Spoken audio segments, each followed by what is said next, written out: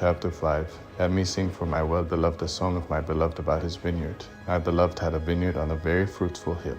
He dug it up, gathered out its stones, planted it with the choicest vine, built a tower in the middle of it, and also cut out a winepress in it.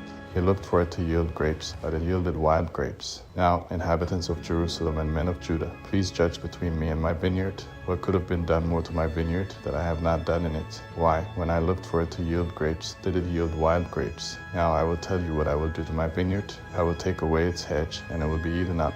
I will break down its wall, and it will be trampled down. I will lay it a wasteland. It won't be pruned or hoed, that it will grow briars and thorns. I will also command the clouds that they rain no rain on it. For the vineyard of Yahweh of armies is the house of Israel, and the men of Judah his pleasant plant. He looked for justice, but behold, oppression, for righteousness, but behold, a cry of distress. Woe to those who join house to house, who lay field to field, until there is no room, and you are made to dwell alone in the middle of the land. In my ears, Yahweh of armies says, surely many houses will be desolate, even great and beautiful, unoccupied. For 10 acres of vineyard shall yield 1 bath, and a homer of seed shall yield an ephah. Woe to those who rise up early in the morning, that they may follow strong drink, who stay late into the night, until wine inflames them. The harp, lyre, tambourine, and flute with wine are at their feasts, but they don't respect the work of Yahweh, neither have they considered the operation of his hands. Therefore my people go into captivity for lack of knowledge. Their honorable men are famished, and their multitudes are parched with thirst. Therefore Sheol has enlarged its desire, and opened its mouth without measure. And their glory, their multitude, their pomp, and he who rejoices among them, descend into it. So man is brought low, mankind is humbled, and the eyes of the arrogant ones are humbled. But Yahweh of armies is exalted in justice, and God the Holy One is sanctified in righteousness. Then the lambs will graze as in their pasture, and strangers will eat the ruins of the rich. Woe to those who draw iniquity with cords of falsehood, and wickedness as with card rope, who say, let him make haste, let him hasten his work, that we may see it. Let the counsel of the Holy One of Israel draw near and come, that we may know it. Woe to those who call evil good and good evil, who put darkness for light and light for darkness, who put bitter for sweet and sweet for bitter. Woe to those who are wise in their own eyes and prudent in their own sight.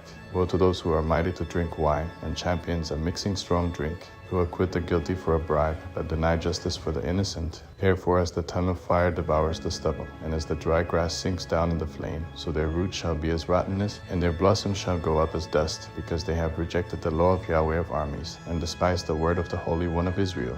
Therefore Yahweh's anger burns against his people, and he has stretched out his hand against them and has struck them. The mountains tremble, and their dead bodies are as refuse in the middle of the streets. For all this, his anger is not turned away, but his hand is still stretched out. He will lift up a banner to the nations from far away, and he will whistle for them from the end of the earth. Behold, they will come speedily and swiftly. No one shall be weary nor stumble among them. No one shall slumber nor sleep, neither shall the belt of their waist be untied, nor the strap of their sandals be broken, whose arrows are sharp, and all their bows bent. Their horses' hoofs will be like flint, and their wheels like a whirlwind.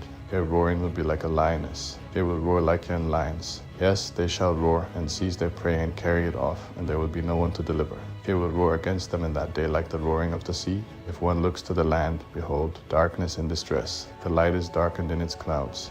Isaiah chapter 6. In the year that King Uzziah died, I saw the Lord sitting on a throne, high and lifted up, and his train filled the temple. Above him stood the seraphim. Each one had 6 wings. With 2 he covered his face. With 2 he covered his feet. With 2 he flew. One called to another and said, Holy, holy, holy is Yahweh of armies. The whole earth is full of his glory. The foundations of the threshold shook at the voice of him who called, and the house was filled with smoke. Then I said, Woe is me, for I am undone, because I am a man of unclean lips, and I live among the people of unclean lips. For my eyes have seen the King, Yahweh of armies. Then one of the seraphim flew to me, having a live coal in his hand, which he had taken with the tongs from off the altar. He touched my mouth with it, and said, Behold, this has touched your lips, and your iniquity is taken away, and your sin forgiven. I heard the Lord's voice, saying, Whom shall I send, and who will go for us? Then I said, Here I am, send me. He said, Go and tell this people, you hear indeed, but don't understand.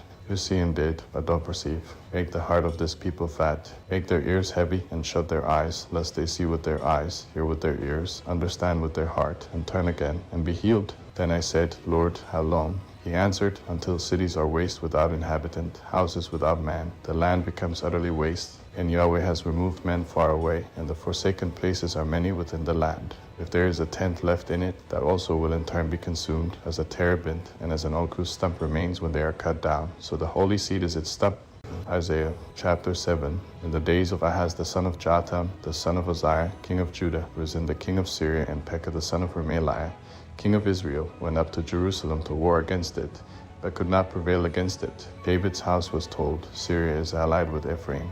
His heart trembled, and the heart of his people, as the trees of the forest tremble with the wind. Then Yahweh said to Isaiah, Go out now to meet Ahaz, you and Shear-Jashub your son, at the end of the conduit of the upper pool, on the highway of the fuller's field. Tell him, Be careful and keep calm. Don't be afraid, neither let your heart be faint because of these two tales of smoking torches, for the fierce anger of Rezin and Syria, and of the son of Remaliah. Because Syria, Ephraim, and the son of Remaliah have plotted evil against you, saying, Let's go up against Judah and tear it apart, and let's divide it among ourselves, and set up a king within it, even the son of Tabiel. This is what the Lord Yahweh says, It shall not stand, neither shall it happen. For the head of Syria is Damascus, and the head of Damascus is Rezin. Within 65 years Ephraim shall be broken in pieces, so that it shall not be a people. The head of Ephraim is Samaria, and the head of Samaria is Remaliah's son.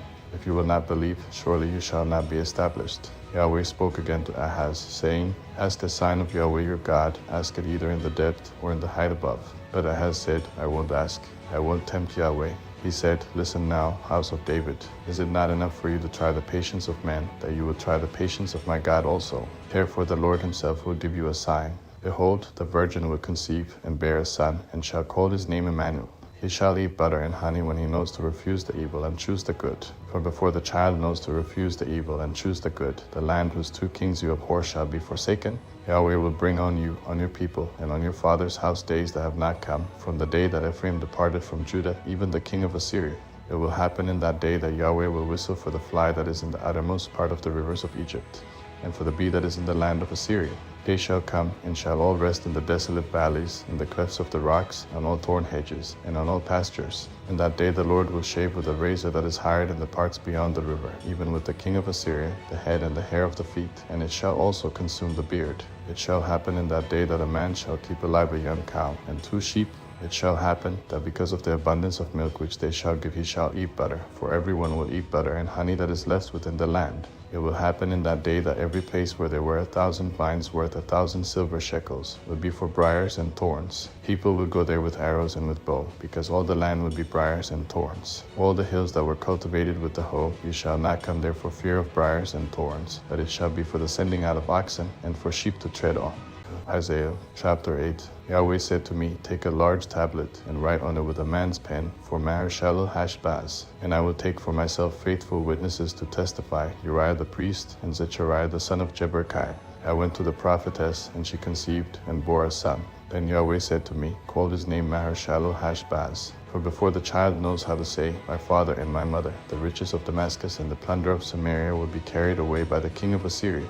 Yahweh spoke to me yet again, saying, Because this people has refused the waters of Shiloh that go softly, and rejoice in Rezin and Remaliah's son. Now therefore, behold, the Lord brings upon them the mighty flood waters of the river, the king of Assyria and all his glory. It will come up over all its channels, and go over all its banks. It will sweep onward into Judah. It will overflow and pass through. It will reach even to the neck. The stretching out of its wings will fill the width of your land, O Emmanuel. Make an uproar, you peoples, and be broken in pieces. Listen, all you from far countries, dress for battle and be shattered. Dress for battle and be shattered. Take counsel together, and it will be brought to nothing. Speak the word, and it will not stand, for God is with us. For Yahweh spoke this to me with a strong hand, and instructed me not to walk in the way of this people, saying, Don't call a conspiracy all that this people call a conspiracy. Don't fear their threats or be terrorized. Yahweh of armies is who you must respect as holy. He is the one you must fear. He is the one you must dread. He will be a sanctuary, but for both houses of Israel, he will be a stumbling stone and a rock that makes them fall. For the people of Jerusalem, he will be a trap and a snare. Many will stumble over it, fall, be broken, be snared, and be captured. Wrap up the covenant, seal the law among my disciples. I will wait for Yahweh, who hides his face from the house of Jacob, and I will look for him. Behold, I and the children whom Yahweh has given me are for signs and for wonders in Israel from Yahweh of armies, who dwells in Mount Zion. When they tell you, consult with those who have familiar spirits and with the wizards who chirp and who mutter, shouldn't the people consult with their God? Should they consult the dead on behalf of the living? Turn to the law and to the covenant. If they don't speak according to this word, surely there is no mourning for them. They will pass through it, very distressed and hungry. It will happen that when they are hungry, they will worry and curse their king and their God. They will turn their faces upward and look to the earth and see distress, darkness, and the gloom of anguish. They will be driven into thick darkness